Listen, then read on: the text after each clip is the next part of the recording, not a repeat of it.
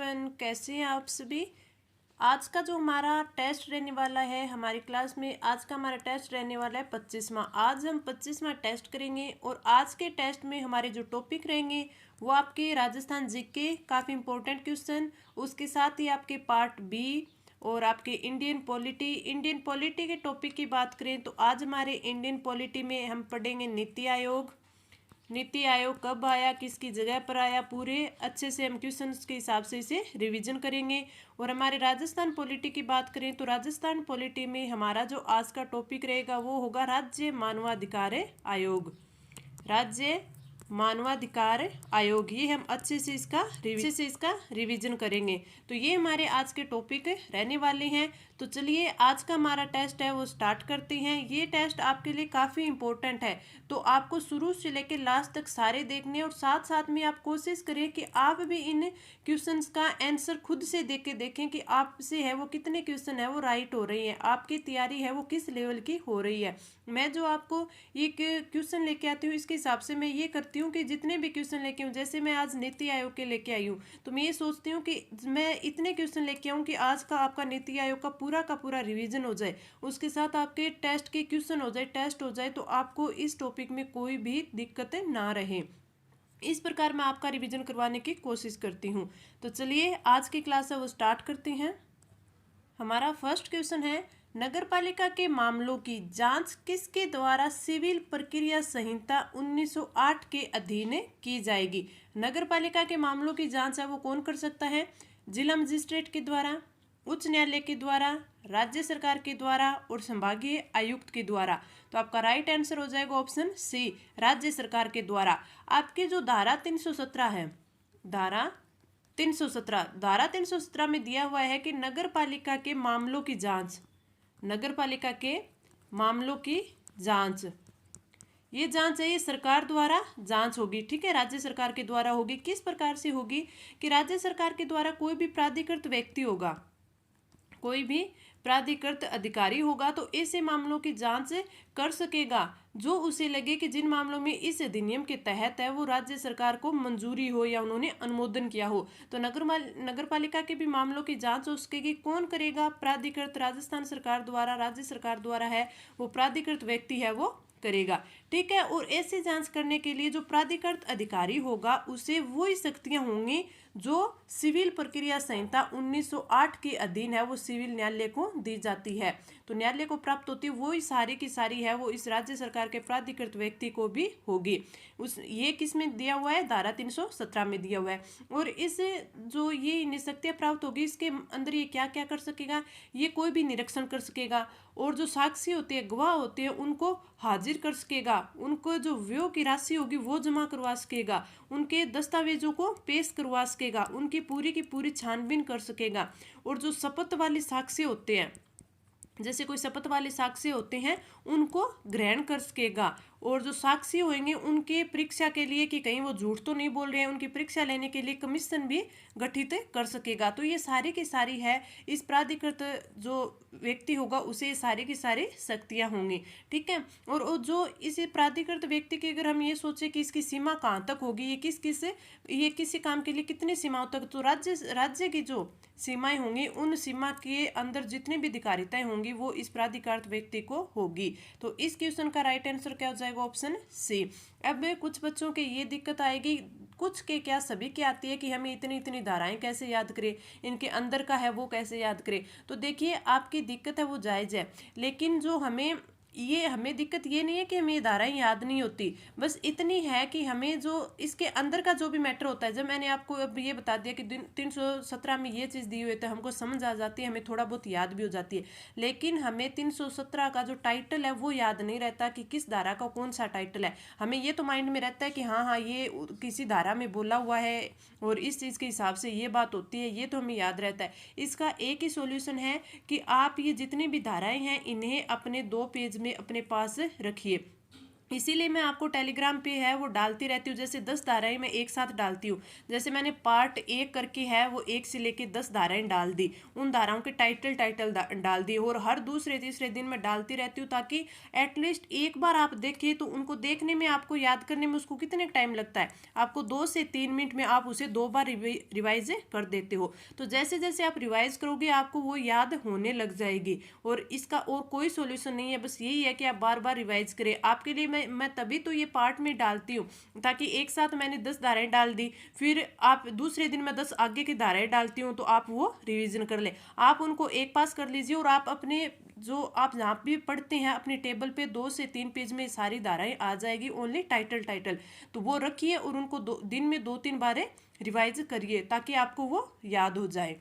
आगे बढ़े, हमारा अगला क्वेश्चन, वित्त आयोग एवं योजना आयोग के परस्पर विलय का प्रस्ताव है वो किसने दिया था? डी बसु ने, भालचंद्र गोस्वामी ने, एम.वी. माथुर ने, और आशुतोष पांडे ने। तो आपका राइट आंसर हो जाएगा ऑप्शन सी, एम.वी. माथुर है, उन्होंने वित्त आयोग और योजना आयोग के परस्पर विलय का प्रस्ताव किसने दिया था? एम.वी. माथुर ने। तो राइट आंसर ऑप्शन सी। आगे बढ़े, हमारा अगला क्वेश्चन है कि राजस्थान में किन राजाओं के सिक्के हैं वो नलियासर, विराट, नगरी में प्राप्त हुए हैं?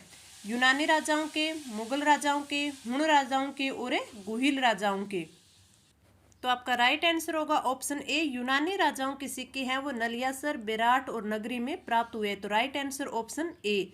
आगे बढ़े, हमारा अगला क्वेश्चन कि राजस्थान मानव अधिकार आयोग अस्तित्व में कब आया था? 2 अक्टूबर 1990 को, 18 अक्टूबर 1999 को, 26 जनवरी 1995 को, और 10 दिसंबर 1998 को। तो आपका राइट आंसर हो जाएगा ऑप्शन 2, 18 अक्टूबर 1999 को है इस आयोग का अस्तित्व में आया था, गठन हुआ था। तो राइट आंसर ऑप्शन है 2। तो हम अगर राजस्थान राज्य मानव अधिकार आयोग के अस्तित्व की बात करें, गठन की बात करें, तो ये मानव अधिकार संरक्षण अधिनियम, मानव अधिकार संरक्षण अधिनियम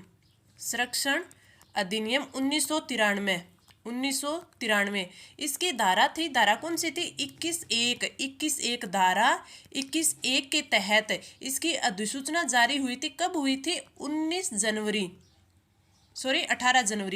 18 जनवरी 1999 में ये अधिसूचना जारी हुई थी। किसके तहत? मानव अधिकार संरक्षण अधिनियम 1993 के तहत, धारा 21(a) के तहत 18 जनवरी 1999 को अधिसूचना जारी हुई, और 18 अक्टूबर 1999 को ये आयोग है वो अस्तित्व में आ गया था। तो आपका राइट आंसर ऑप्शन है 2 हो जाएगा।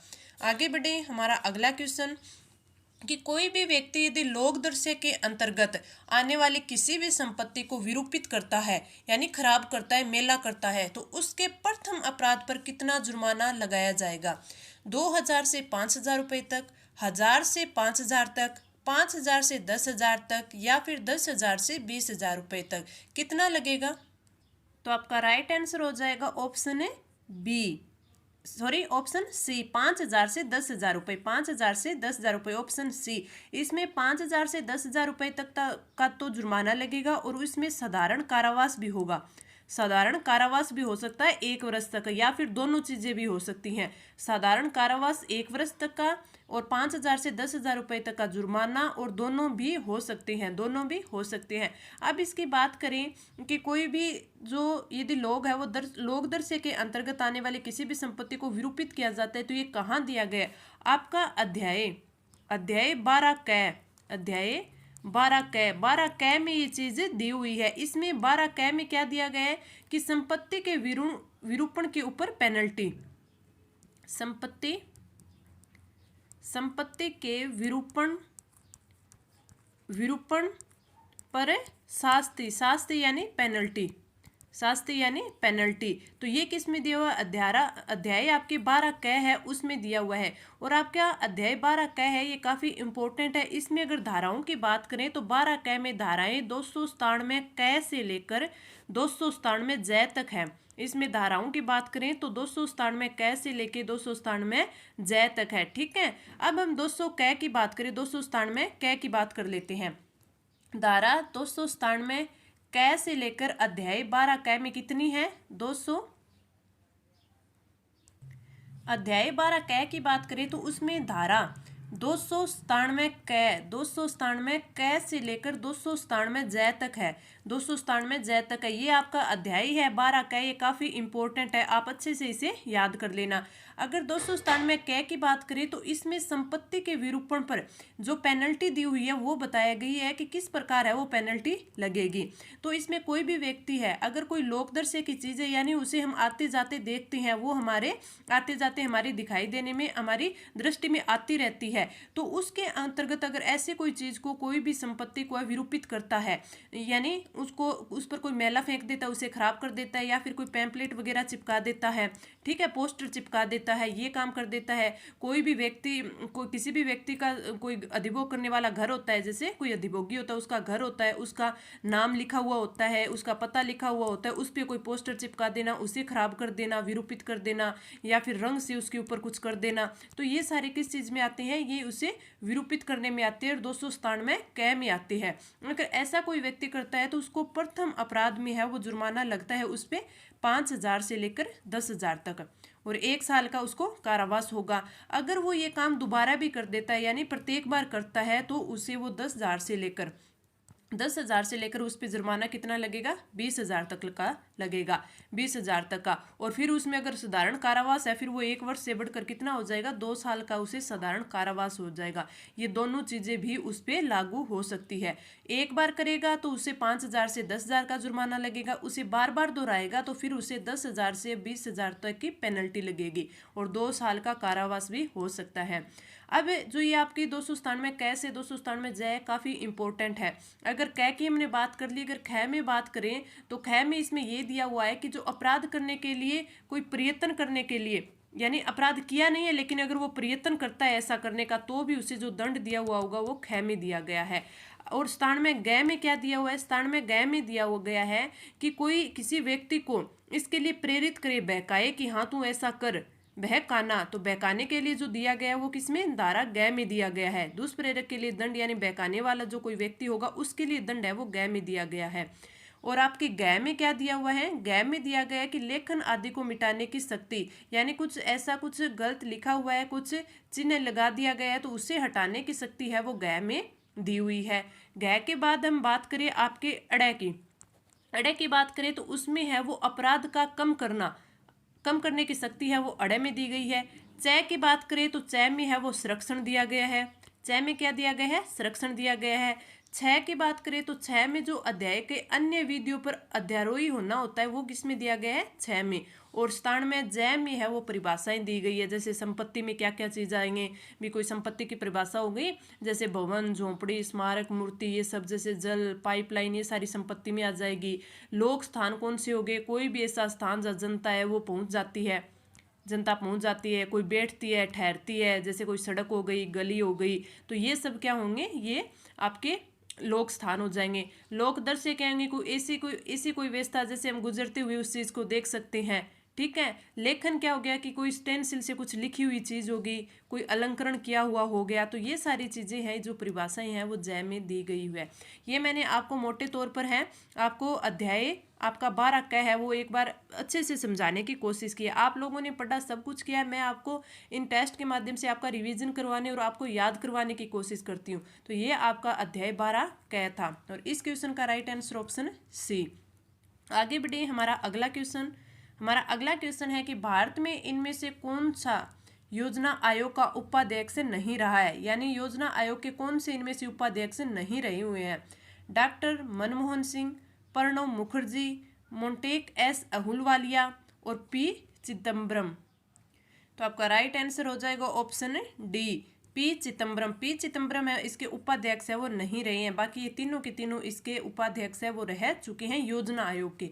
आगे बढ़े, हमारा अगला क्वेश्चन है कि आहट सभ्यता के लोग हैं वो किस खाद्य पदार्थ से अच्छी तरह परिचित थे, गेहूं, चावल, मक्का और बाजरा। तो आपका राइट आंसर हो जाएगा ऑप्शन बी, चावल से भली भांति आहट सभ्यता के लोग हैं वो खाद्य पदार्थ से अच्छी तरह परिचित थे। तो आपका राइट आंसर ऑप्शन है बी। आहट सभ्यताओं से आपकी जो पुरातात्विक सभ्यता हैं उनसे क्वेश्चन है वो आप देखना 1 से 2 क्वेश्चन बनेंगे, तो आपकी जितनी भी आहट सभ्यताएं हैं आप अच्छे से उन्हें याद कर लीजिएगा। आगे बढ़े, हमारा अगला क्वेश्चन कि राजस्थान राज्य मानवाधिकार आयोग के बारे में क्या सत्य नहीं है। हमें देखना है सत्य नहीं, यानी हमें ये 4 ऑप्शन दिए उनमें से देखना है कौन सा सही है कौन सा नहीं है। तो हमें जो नहीं वाला है वो टिक करना है।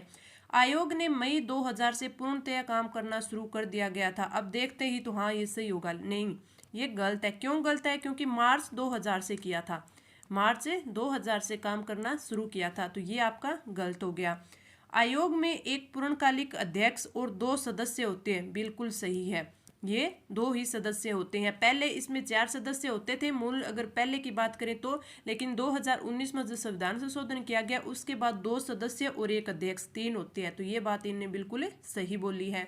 आयोग के अध्यक्ष है वो उच्च न्यायालय के पूर्व मुख्य न्यायाधीश या फिर पूर्व न्यायाधीश हो सकते हैं, ये भी बिल्कुल सही है, हो सकते हैं। जुलाई 2000 से जुलाई 2005 तक न्यायाधीश एस गोदारा आयोग के अध्यक्ष थे, नहीं ये बात सही नहीं है। तो इसमें जो लास्ट में दिया कि जुलाई 2000 से जुलाई 2005 नहीं, गलत दिया क्योंकि जुलाई 2000 के बाद है ये अक्टूबर तक कांता भटनागर जी रहे थे। फिर बाद में इसमें है वो 2004 तक सैयद सगीर साहब आ गए थे, सैयद सगीर साहब आ गए थे। उसके बाद है वो नगेंद्र जैन जी आ गए थे 2005 तक, तो ये इन्होंने गलत दिया हुआ है। तो इसका बी और सी 2 सही दिए हुए हैं, तो इसमें राइट आंसर हो जाएगा ऑप्शन है थर्ड, बी और सी है वो इनमें सही दी गई है। इसने क्या पूछा है? इसने पूछा सत्य नहीं है, तो बी सी तो सत्य है, ए और डी है वो सत्य नहीं है, यानी ए और डी, तो इसमें ऑप्शन है वो सत्य के हिसाब से दे दिया है। तो आपका ऑप्शन आप ए कर लेना, आपका राइट आंसर है ऑप्शन ए कर लेना, जिसमें ये बी नहीं होगा, ए और डी है वो सत्य नहीं है, तो आपका राइट आंसर आप ए कर लेना। आगे बढ़े, हमारा अगला क्वेश्चन, राज्य नगरपालिका संघ का गठन है वो किस धारा के तहत किया गया है, यानी अगर राज्य में नगरपालिका संघ का गठन किया जाए तो वो है वो किस धारा के तहत किया जाएगा। धारा 294, धारा 297, धारा 298 और धारा 295, तो आपका राइट आंसर हो जाएगा ऑप्शन बी, धारा 297 के तहत है वो नगरपालिका संघ का गठन किया जाएगा, धारा 297, राइट आंसर ऑप्शन बी। तो हम धारा 297 की बात करें, धारा 297 की बात करें तो उसमें राज्य नगरपालिका संघ, राज्य नगरपालिका संघ का गठन, संघ का गठन और इस गठन के क्या करते होंगे, क्या कार्य होंगे, ये इसमें दिया हुआ है, 297 में दिया हुआ है। राज्य नगरपालिका संघ का गठन और कर्तव्य, ये किस में दिया गया है? आपकी धारा 297 में दिया गया है। अगर राज्य की आधी से ज्यादा, राज्य की आधी से ज्यादा, आधी से अधिक नगरपालिका यदि किसी नगरपालिका संघ के गठन की मांग करती है, अगर मांग करेगी तो राज्य सरकार है वो नगरपालिका बोर्ड संघ का गठन कर देगी। कौन कर देगी? राज्य सरकार, राज्य सरकार। राज्य सरकार अब इनके मांग करने पर राज्य सरकार द्वारा या तो नगरपालिका बोर्ड संघ, नगरपालिका बोर्ड संघ नाम से ये गठन कर देगी, या फिर कोई भी जो राज्य सरकार है, राज्य सरकार द्वारा अधिसूचित करके कोई भी ऐसा नाम दे दिया जाएगा, ऐसे बोर्ड का गठन कर सकेगी। तो ये किस में दिया है? 297 में दिया है। अगर आपसे पूछ ले कि इस संघ है उस संघ का प्रतिनिधित्व है वो कौन कर सकता है या कौन नहीं कर सकता, तो कोई भी व्यक्ति संघ में प्रतिनिधित्व करने के लिए तब तक पात्र नहीं होगा जब तक वो किसी नगरपालिका का अध्यक्ष ना हो, यानी उसे अध्यक्ष होना जरूरी है, चाहे वो किसी भी नगरपालिका का हो, तो उसे प्रतिनिधित्व करने के लिए किसी भी नगरपालिका का अध्यक्ष होना पड़ेगा। और संघ के गठन की बात है वो धारा 297 में कही गई है, तो राइट आंसर ऑप्शन बी। हम आगे बढ़े, हमारा अगला क्वेश्चन कि नीति आयोग के विषय में निम्नलिखित में से कौन सा एक सही नहीं है। नीति आयोग, इसका गठन योजना आयोग के स्थान पर किया गया, बिल्कुल सही। इसमें एक पूर्णकालिक अध्यक्ष होता है, इसका गठन जनवरी 2015 में किया गया, ये भी बिल्कुल सही। यह सहकारी संघवाद के सिद्धांत पर आधारित है, ये भी बिल्कुल सही। तो यानी ये तीनों तो हमें अच्छे से पता है, तो ये तो सही हो गई। ये हमारा गलत हुआ है, तो हमारा राइट आंसर हो जाएगा ऑप्शन बी कि इसमें एक पूर्णकालिक अध्यक्ष होता है, ये गलत बात है। तो अगर अब इसमें एक पूर्णकालिक अध्यक्ष नहीं होता तो फिर क्या होता है? अगर इसमें अध्यक्ष की बात करें तो ये होता है प्रधानमंत्री, यानी हमारे पीएम। उपाध्यक्ष की बात करें तो अब के उपाध्यक्ष की बात करें तो ये तो है सुमन बेरी। कौन है? सुमन बेरी, जो कि प्रधानमंत्री जिन्हें नियुक्त करता है, उपाध्यक्ष को प्रधानमंत्री नियुक्त करता है, जो अभी के हैं वो है सुमन बेरी। अगर पूर्णकालिक सदस्यों की बात करें, पूर्णकालिक अध्यक्ष नहीं होता, पूर्णकालिक सदस्य होते हैं। उनकी बात करें तो अभी इसमें कितने हैं, 3 सदस्य हैं। 3 कौन कौन से हैं? अगर इन तीनों की बात करें, एक तो आपके हैं doctor VK Saraswat, VK Saraswat. दूसरे की बात करें तो ये है डॉक्टर रमेश चंद्र,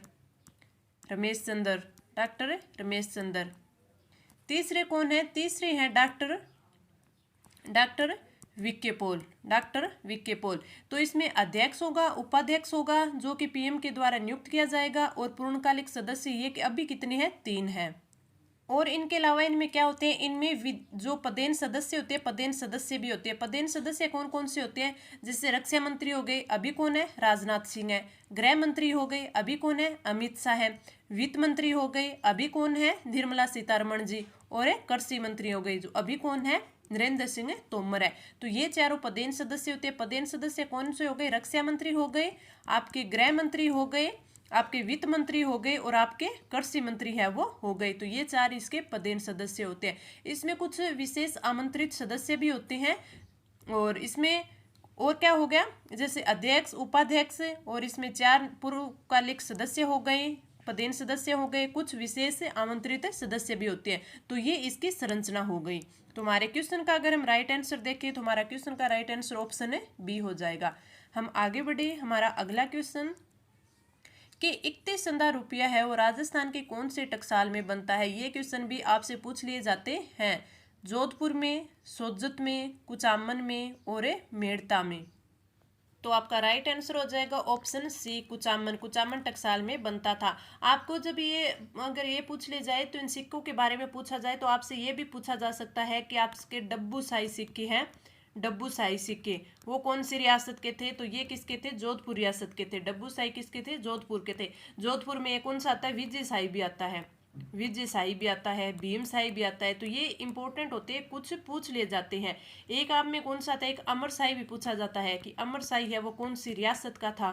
तो अमरशाही कौन सी का था? नागौर टकसाल का था, नागौर टकसाल का था।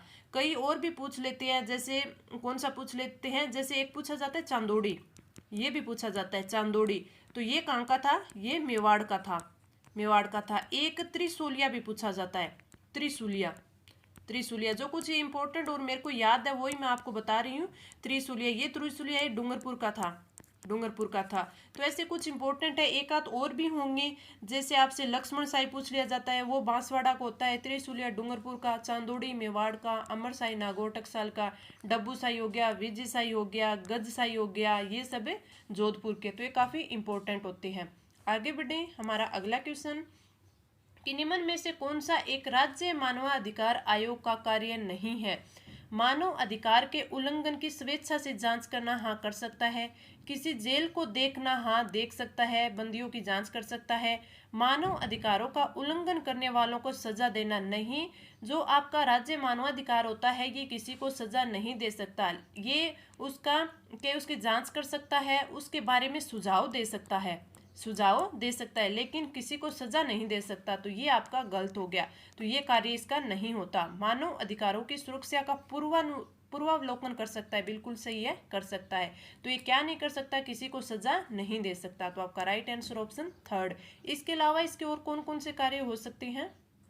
और इसमें अगर आतंकवाद से संबंधित कोई, आतंकवाद सहित अगर कोई भी ऐसे कारण हो जिनसे है वो मानवाधिकारों का उल्लंघन हो रहा हो, तो उसकी भी ये समीक्षा कर सकता है, ठीक है। और अगर कोई अंतर्राष्ट्रीय दस्तावेज हो गए, कोई संधियां हो गई, उनका भी अध्ययन कर सकता है कि उनके क्रियान्वयन में कहीं मानवाधिकारों का उल्लंघन तो ना हो रहा हो, ये सब भी कर सकता है। अगर आपसे ये पूछ ले कि राज्य मानवाधिकार आयोग के कार्य है वो किस धारा में आते हैं, तो ये भी आप थोड़ा ध्यान रखना, ये धारा 12 में आते हैं, धारा 12 में आते हैं। आगे बढ़े। हमारा अगला क्वेश्चन है कोई इस अधिनियम या इसके अधीन नियम, यानी कोई ये आपका अधिनियम 2009 है, नगरपालिका अधिनियम 2009, या इसके अधिनियम कोई भी नियम, उपविधि या आदेश के किसी उपबंध का उल्लंघन करता है, और इस उल्लंघन के लिए इस 2009 का जो एक्ट है इसमें किसी भी पेनल्टी का उपबंध नहीं किया गया है, तो व्यक्ति को कितना जुर्माना देना होगा।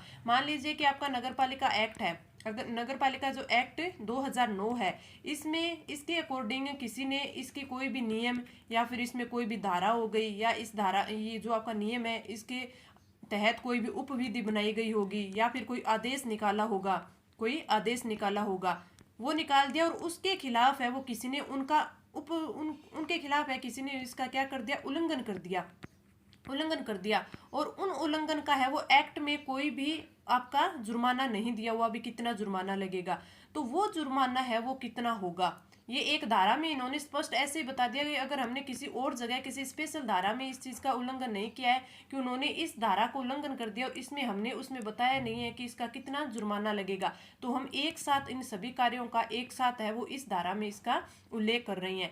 तो इन्होंने वो कितना जुर्माना है वो तय किया है, 1000 से 2000 रुपये, 2000 से 6000 रुपये, 2000 से 5000 रुपये और 5000 से 10,000 रुपये। तो आपका राइट आंसर हो जाएगा ऑप्शन सी, 2000 से 5000 रुपये। आपकी जो धारा 291 है, धारा 291 उसमें इन्होंने साफ साफ बोल दिया अगर हमने किसी भी अधिनियम, नियम, उपविधि को भंग कर दिया है तो उसके लिए पेनल्टी होगी अगर हमने कहीं भी अन्यथा कोई उपबंध नहीं किया, यानी कहीं भी हमने नहीं बताया कि इसकी पेनल्टी कितनी होगी 2009 में, तो उसकी जो पेनल्टी लगेगी वो धारा 291 के तहत लगेगी 2000 से 5000 रुपये। 2000 से कितनी लगेगी, 5000, और इसका जो भी करेगा, उल्लंघन करेगा तो उसकी कितनी लगेगी, 2000 से 5000 रुपये उसे देने होंगे। तो राइट आंसर ऑप्शन सी।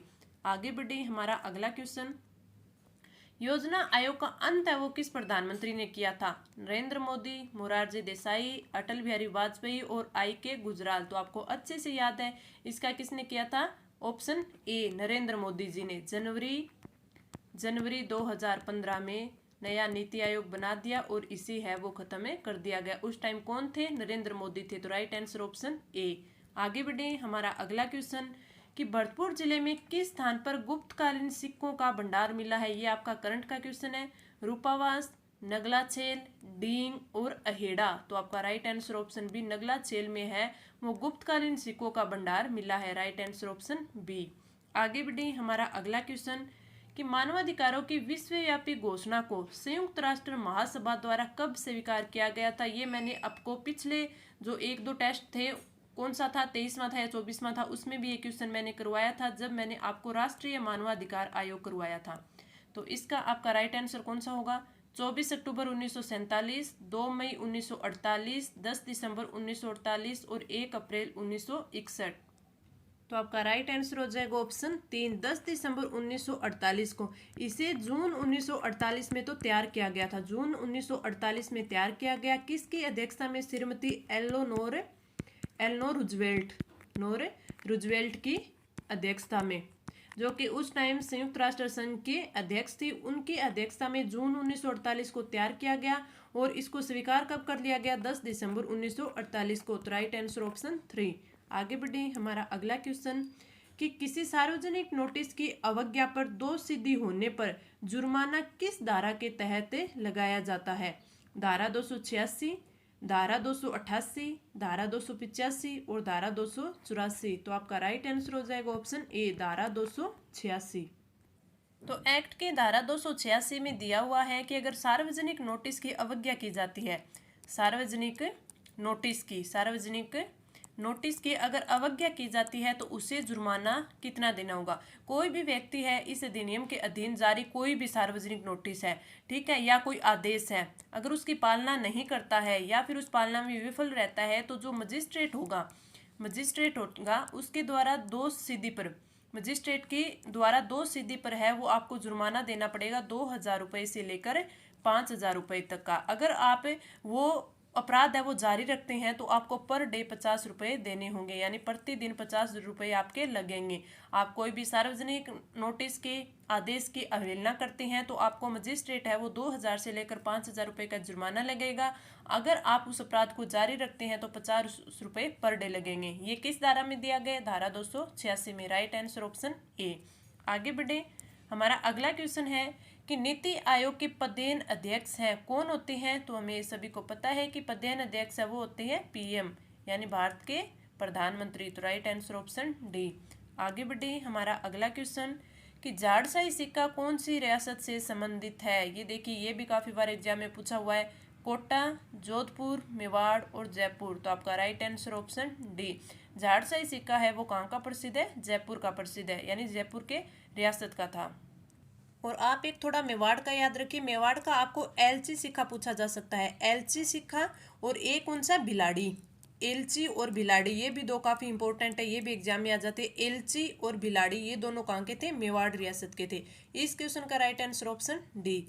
आगे बढ़े हमारा अगला क्वेश्चन है कि निम्न में से राजस्थान राज्य मानवाधिकार आयोग के कौन है जो अध्यक्ष नहीं रहे हैं। Justice N K Jain, justice S Saghir Ahmad, justice Kanta Bhatnagar और जस्टिस प्रेमचंद जैन। तो आपका राइट आंसर हो जाएगा ऑप्शन फोर्थ। क्योंकि आपको अगर याद हो तो मैंने ये तीनों के तीनों आपको पिछले ही क्वेश्चन में बता दिया था। अगर आपसे पूछ ले कि राजस्थान मानवाधिकार आयोग है उसके अगर प्रथम अध्यक्ष आपसे पूछ ले तो प्रथम अध्यक्ष है वो कांता भटनागर रही है, न्यायाधीश कांता भटनागर। अगर इनका ये पूछ ले कि इन्होंने पद ग्रहण कब किया था तो इन्होंने पद ग्रहण किया था 23 मार्च 2000 को। 23 मार्च 2000 को प्रथम अध्यक्ष कौन रही, कांता भटनागर, जिन्होंने 23 मार्च 2000 को पद ग्रहण किया था। और अगर आयोग के वर्तमान आपसे पूछ ले कि वर्तमान अध्यक्ष कौन है तो ये श्री गोपाल कृष्ण व्यास है। श्री गोपाल कृष्ण व्यास ये वर्तमान अध्यक्ष है, गोपाल कृष्ण व्यास। ये हो गई। और ये मैंने आपको पीछे ही बताया था जस्टिस एन के जैन कौन सी हो गई, नगेंद्र कुमार जैन, जो मैंने आपको बताया था कि इन्होंने 2005 में इनका कार्यकाल था। ठीक है। और ये जस्टिस एस सगीर अहमद तो इन्होंने 2000 से इनके 2001 से लेकर 2004 तक इनका कार्यकाल रहा था। तो ये तीनों का तो रहा है, इनका नहीं रहा है। तो ये आप थोड़ा ध्यान रखिएगा कि प्रथम कौन थे, कांता भटनागर थे, जिन्होंने 23 मार्च 2000 को पद ग्रहण किया था। इस क्वेश्चन का राइट आंसर ऑप्शन फोर्थ। आगे बढ़े हमारा अगला क्वेश्चन है कि नीति आयोग की स्थापना की गई है किस आधार पे की गई, राष्ट्रपति के द्वारा अध्यादेश जारी करके, संसद द्वारा एक कानून बनाकर, संघीय मंत्रिपरिषद द्वारा एक विशेष प्रस्ताव पारित करके, या इनमें से कोई नहीं। तो इसमें आपका राइट आंसर हो जाएगा ऑप्शन सी, संघीय मंत्रिपरिषद द्वारा एक विशेष प्रस्ताव पारित कर यानी आपका जो नीति आयोग है, नीति आयोग की अगर फुल फॉर्म भी कई बार पूछ ली जाती है, national institute for transforming India, ये इसकी फुल फॉर्म होगी, यानी राष्ट्रीय भारत परिवर्तन संस्था, इसका इंग्लिश में ही पूछा जाता है परिवर्तन संस्था, national institute for transforming India. ठीक है। जो नीति आयोग का गठन है वो केंद्रीय मंत्रिमंडल के एक प्रस्ताव के माध्यम से किया गया था। ठीक है। 1 जनवरी 2015 को आपने कई बार देखा होगा कि जो आपका नीति आयोग है इसे एक सलाहकार थिंक टैंक भी बोला जाता है, सलाहकार थिंक टैंक। ये आपने कई बार पढ़ा होगा, सुना होगा। थिंक टैंक किसे बोला जाता है, नीति आयोग को बोला जाता है। ठीक है। क्योंकि यह सहकारी संघवाद की भावना पर काम करता है, सहकारी संघवाद की भावना पर। अब आगे बढ़े हमारा अगला क्वेश्चन है कि राजस्थान में बीहड़ भूमि का सर्वाधिक विस्तार है वो किस जिले में है, धौलपुर में, जयपुर में, सवाईमाधोपुर में और नागौर में। तो आपका राइट आंसर आ जाएगा ऑप्शन सी। आपकी जो राजस्थान है तो राजस्थान का जो ये हिस्सा है इसमें है, राजस्थान का इस साइड वाला हिस्सा, इसमें क्या है, इसमें भीड़ भूमि है, जिसमें आपके सर्वाधिक भाग है वो सवाईमाधोपुर का है, लेकिन कुछ भाग है वो करौली और धौलपुर का भी आता है, करौली और धौलपुर का। लेकिन आप में इसने क्या पूछा है, इसने तो ये पूछ लिया कि सर्वाधिक विस्तार किसका है, तो सर्वाधिक है वो सवाईमाधोपुर का है। तो राइट आंसर ऑप्शन सी। आगे बढ़े हमारा अगला क्वेश्चन है कि राजस्थान में राज्य मानवाधिकार आयोग का गठन किया गया था 1993 ईस्वी में, 1955 ईस्वी में और 2000 ईस्वी में और 1950 में। तो आपका राइट आंसर कब हो जाएगा, ऑप्शन 3 2000 ईस्वी में। और मैंने अभी बताया कि 23 मार्च 2000 में कार्य ग्रहण किसने किया था, कांता भटनागर में। तो ये काफी बार क्वेश्चन पूछा जाता है कि राजस्थान राज्य मानवाधिकार के प्रथम अध्यक्ष कौन थे, न्यायाधीश कांता भटनागर।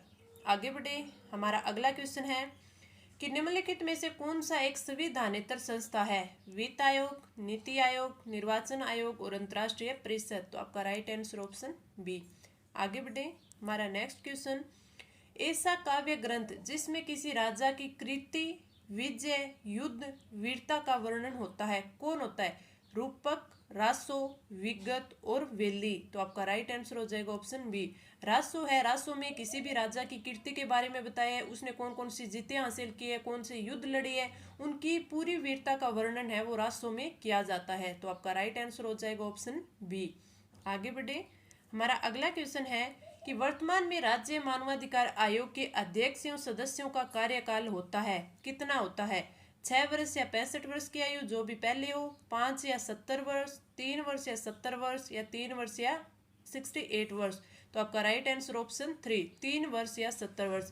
अगर पहले की बात करें तो आपके 2019 से पहले कितना था? 5 वर्ष या 70 वर्ष था, लेकिन राजस्थान राज्य मानवाधिकार आयोग का जो आपका संशोधन 2019 में हुआ, उसके बाद है वो आयु कितनी कर दी? 3 वर्ष या 70 वर्ष है वो कर दी गई। और अगर आपसे पूछ ले कि जो मानवाधिकार के अध्यक्ष और कार्यकाल होते हैं, इनकी पदावधि, अध्यक्ष और सदस्य होते हैं, उनके कार्यकाल या उनकी पदावधि किस धारा में दी गई है? तो आपके राजस्थान राज्य मानवाधिकार आयोग है, उनके जो संरक्षण अधिनियम 1993 है, उसकी धारा 24 में दी गई है, धारा 24 में दी गई है। और मैंने अभी आपको पीछे बताया था कि धारा 21 में, सॉरी धारा 12 में क्या दिया गया है? इस आयोग के कार्य है वो धारा 12 में दिए गए हैं, और धारा 24 में है इनकी पदावधि दी गई है। और नियुक्ति इनकी किस में दी गई है? धारा 22 में दी गई है। नियुक्ति धारा 22 में, कार्यकाल धारा 24 में, और इनके कार्य धारा 12 में। आगे बढ़े, हमारा अगला क्वेश्चन कि भारत में राष्ट्रीय विकास परिषद कब गठित की गई थी? 26 जनवरी 1950, 2 अक्टूबर 1950, 6 अगस्त 1951 और 6 अगस्त 1952। तो आपका राइट आंसर ऑप्शन डी, 6 अगस्त 1952, राइट आंसर ऑप्शन डी। आगे बढ़े, हमारा अगला क्वेश्चन कि राइयों के भाव रात बिता का संबंध किस जिले से है? नागौर दुर्ग, जालोर दुर्ग, नाहरगढ़ दुर्ग और बयाना का दुर्ग। राइयों के भाव राव बीता। तो आपका right answer option B, Jalore दुर्ग। आगे बढ़े, हमारा अगला क्वेश्चन, संयुक्त राष्ट्र संघ की आर्थिक एवं सामाजिक परिषद ने मानवाधिकार आयोग का गठन है वो किस वर्ष से किया था? तो ये किया था 1948 में, राइट आंसर ऑप्शन 3। आगे बढ़े, हमारा अगला क्वेश्चन कि नीति आयोग का प्रथम उपाध्यक्ष यानी उप सभापति कौन था? अरविंद पनगड़िया, रघुराम राजन, चंद्रशेखर सुब्रमण्यम और राजीव कुमार। तो आपका राइट आंसर हो जाएगा ऑप्शन ए, अरविंद पनगड़िया। अब इस क्वेश्चन में आपसे 3 क्वेश्चन पूछे जा सकते हैं। अब आपको नीति आयोग का प्रथम उपाध्यक्ष पूछ ले तो अरविंद पनगड़िया होगा। वर्तमान पूछ ले तो मैंने आपको अभी पिछले क्वेश्चन में बताया था सुमन बेरी हो जाएगा, सुमन बेरी हो जाएगा। एक इसमें क्वेश्चन पूछा जाता है कि प्रथम मुख्य कार्यकारी अधिकारी, प्रथम मुख्य कार्यकारी अधिकारी यानी सीईओ। तो ये सीईओ प्रथम पूछ ले जब तो आपको करना है सिंधु श्री खुल्लर, सिंधु श्री खुल्लर, ये आपके प्रथम सीईओ, नीति आयोग के प्रथम मुख्य कार्यकारी अधिकारी यानी सीईओ। तो ये कौन है? सिंधु श्री खुल्लर। ये और आपके प्रथम उपाध्यक्ष यानी अरविंद पनगड़िया, ये काफ़ी इंपॉर्टेंट बन जाते हैं। अगर वर्तमान के सीईओ आपसे पूछ ले तो वर्तमान के सीईओ है परमेश्वर अय्यर, परमेश्वरन अय्यर, अय्यर। तो ये आप थोड़ा ध्यान रखिएगा। और आप किसी अगर नीति आयोग की अगर सांसदीय परिषद के बारे में पूछ ले, सांसदीय परिषद के बारे में पूछ ले कि इसमें कौन कौन से सदस्य होते हैं, तो इसके बारे में आप थोड़ा ध्यान रखिएगा कि इसमें एक तो अध्यक्ष होता है, उपाध्यक्ष होता है, पदेन अध्यक्ष, पदेन सदस्य होते हैं और पूर्वकालिक सदस्य होते हैं। इनमें से कुछ तो मैंने आपको बता ही दिए थे। और इसमें विशेष आमंत्रित व्यक्ति होते हैं, आमंत्रित सदस्य होते हैं। और सभी राज्यों के जो सीएम होते हैं वो और केंद्र शासित प्रदेशों के जो उपराज्यपाल होते हैं वो इसमें होते हैं। तो ये मैंने इसमें अध्यक्ष, उपाध्यक्ष, पदेन सदस्य और पूर्वकालिक सदस्य, ये सब तो मैंने आपको बता ही दिया था। इसके अलावा आप ये भी ध्यान रखिएगा कि जो विशेष आमंत्रित सदस्य होते हैं और सभी राज्यों के सीएम और जो केंद्र शासित यानी यूटी होते हैं उनके उपराज्यपाल, ये भी आप थोड़ा याद रखिएगा। इस क्वेश्चन का राइट आंसर ऑप्शन ए। आगे बढ़े अच्छे से। इसका हमारा अगला क्वेश्चन, सारंगी वाद्य यंत्र किस लकड़ी का बना होता है? रोहिड़ा, सागवान, नीम, और खेजड़ी। तो आपका राइट आंसर ऑप्शन बी सागवन का बना होता है। आगे बढ़े, हमारा अगला क्वेश्चन कि राजस्थान राज्य मानवाधिकार आयोग का गठन मानवाधिकार संरक्षण अधिनियम 1993 की किस धारा के तहत किया गया है। अगर आपको ये याद हो तो मैंने आपको पहले बताया था किस धारा के तहत किया गया, इसी टेस्ट में बताया था। धारा 21A, धारा 17(2), धारा 20(2) और धारा 15(3). तो आपका राइट आंसर हो जाएगा ऑप्शन 1। धारा 21A के तहत है वो आपके 18 जनवरी 1999 को अधिसूचना जारी करके इसका गठन है वो किया गया था। तो ये मैंने आपको बताया था। तो आपका राइट आंसर हो जाएगा ऑप्शन 1। और अगर आपसे ये पूछ ले कि इसका गठन कब हुआ तो 18 अक्टूबर 1999 को हुआ था। अधिसूचना कब जारी हुई? 18 जनवरी 1999। किसके तहत? धारा 21A के तहत। आगे बढ़े, हमारा अगला क्वेश्चन कि बोझ भार ऊंचा कर लाते समय, यानी बोझ भार अगर वो आप सिर पर उठाकर लेके आते हैं तो सिर पर बांधा जाने वाले कपड़े का क्या कहते हैं? जो बांधा जाने वाले कपड़े का होता है उसे क्या बोलते हैं? मंडेलो, मंडासो, वेसर और वो बार। तो आपका राइट आंसर हो जाएगा ऑप्शन बी मंडासो। अगर कोई बोझ उठाने का काम करते हैं तो उस टाइम है वो कपड़े से एक ऐसे बनाते हैं, सिर पर रखते हैं उसको और फिर उसके ऊपर है वो हम जो बोझ है वो उठाकर लाते हैं ताकि वो है बोझ है वो थोड़ा कम भी लगे और हमारे सिर में उस चीज़ का चुभन भी ना हो, तो इसलिए उसको रखते हैं। तो उसे क्या बोलते हैं? मंडासो बोलते हैं। ग्रामीण परिवेश के जो स्टूडेंट होंगे उनको तो अच्छी तरह पता होगा। आगे बढ़े, हमारा अगला क्वेश्चन अंतर्राष्ट्रीय मानवाधिकार दिवस कब बनाया जाता है? ये तो सभी को पता है। राइट आंसर ऑप्शन 4 10 दिसंबर को। आगे बढ़े, हमारा अगला क्वेश्चन कि अंतर्राष्ट्रीय ऊंट उत्सव का कौन सा संस्करण 13 से 15 जनवरी 2023 तक आयोजित किया गया? 21वां, 25वां, 29वां और 31वां। तो आपका राइट आंसर ऑप्शन सी 29वां अंतर्राष्ट्रीय ऊंट उत्सव का जो है आयोजन किया गया था। तो राइट आंसर ऑप्शन सी। आगे बढ़े, हमारा अगला क्वेश्चन राष्ट्रीय मानवाधिकार आयोग के प्रथम अध्यक्ष कौन थे? आप यहाँ थोड़ा अच्छे से याद देखिएगा कि राष्ट्रीय मानवाधिकार का पूछा है। अगर आपसे राजस्थान मानवाधिकार आयोग का पूछते तो कांता भटनागर थे। कांता भटनागर। इसने पूछा है राष्ट्रीय मानवाधिकार न्यायमूर्ति रंगनाथ मिश्र, न्यायमूर्ति PN भगवती, न्यायमूर्ति जगदीश शरण वर्मा और न्यायमूर्ति RS पाठक।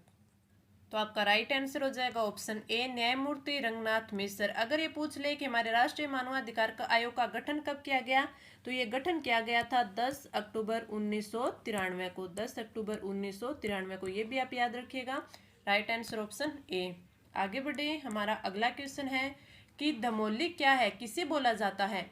भादवा कृष्ण तृतीया की पूर्व रात्रि में व्रत करने वाली स्त्रियों द्वारा किया जाने वाला भोजन और इस अवसर पर कन्या के ससुराल से आने वाला सम्मान, या फिर जड़बेरी की टहनियों का उतना समय जो एक बैलगाड़ी में लादा जा सके। तो इस क्वेश्चन का राइट आंसर ऑप्शन डी। आपके ऑप्शन ए और बी दोनों को धमोली बोला जाता है। तो राइट आंसर ऑप्शन बी। आगे बढ़े, हमारा अगला क्वेश्चन कि भारत में मानवाधिकारों के संरक्षण हेतु संसद द्वारा मानव अधिकार अधिनियम कब लागू किया गया था? 1 जनवरी 1991 को, 2 अक्टूबर 1992 को, 28 सितंबर 1993 को और 10 अक्टूबर 1994 को। तो आपका राइट आंसर हो जाएगा 28 सितंबर 1993 को। Right answer option 3। जो मानवाधिकार अधिकार अधिनियम है वो लागू हुआ 28 सितंबर 1993 को। फिर आपके जो आपका राष्ट्रीय मानवाधिकार आयोग है वो कब बना? वो बना, हमने भी बात की, 10 अक्टूबर 1993 को बना। 10 अक्टूबर 1993 को बना था। और अगर इसके आयोग का अगर मुख्यालय पूछ ले तो ये कहाँ पे है? नई दिल्ली में है। और हमारे राजस्थान का पूछ ले कि राजस्थान का कहाँ है, तो वो है जयपुर में। जयपुर में। तो ये हमने इम्पोर्टेंट है वो 39 क्वेश्चन है वो कर लिए हैं हमने। 39 क्वेश्चन के आपको क्लास कैसी लगी आप कमेंट करके ज़रूर बताइएगा। और आप है वो आप ये रखते हैं कि आपको जो ये धाराएं एक्ट याद नहीं होता तो आप इसका बार बार रिवीजन करिए, इसीलिए मैं आपको टेलीग्राम पे है वो धाराएं डालती रहती हूँ। तो आपको क्लास कैसी लगी आप कमेंट करके ज़रूर बताइए। कोई भी क्वेरी हो तो आप कमेंट करके पूछ सकते हैं। तो मिलते हैं अगली क्लास में। धन्यवाद।